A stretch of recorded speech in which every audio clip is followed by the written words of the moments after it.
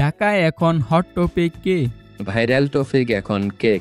এমন এমন কেকের নাম যা শুনলে ডায়াবেটিস ও প্রেশার দুইটাই বেড়ে যায়। পেক up cake, Valentine propose cake. সামনে শীত আসতেছে, মানে সামনে আমাদের কিছু একটা। লুচ্চা বেড়া কি কয়? মানে সামনে পিঠও ভাইরাল হবে। চলো কেক খেয়ে আসি। শুধু কেক 100 আর এভাবে 500।